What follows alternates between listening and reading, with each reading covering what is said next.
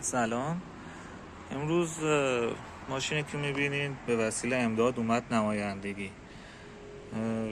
با این پذیرش شد که ماشین روشن نمیشه و میخواد پمپ بنزین رو تعویض بکنه، چون چکش کرده بودن. حالا بنزین از لوله انتقال بنزین نمی اومده بیرون. ما از مشتری پرسیدیم که چرا میخوای تعویضش بکنی؟ گفت که ما افتادیم داخل یه چاله‌ای، بعد از اون ماشین یه دفعه خاموش شده و اینکه حالا چند نفرم عبوری رد شدن دیدن، گفتن که بنزین داره نمیاد و پمپ بنزینه. بهش گفتم خب افتادی داخل چوله، هیچ کاری دیگه روش انجام ندادی؟ گفت که نه. نگاه شما ببینید توی تمام ماشینا یک قطعه داریم همینجا، سویچ استراری با ما بهش میگیم، یا سویچ انرسی. یه فنر و ساچمه داره، این میاد بالا وقتی داخل تصادف یا ترمزگیری ناگهانی.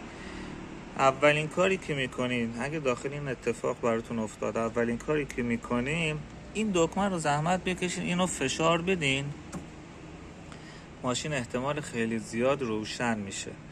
نه یا 3-4 تومن پول به من امدادگر بدین که ماشینتون درست بکنم به خاطر یه دکمه ای. اینو زحمت بکشین خودتون، اول اینو چکش بکنین، این همه خودتون رو اذیت نکنین چند ساعت تا وقتی امداد بیاد و حالا بیاد یک ماشین بیاد بالا سر کارت انجام بده. ممنون، متشکرم.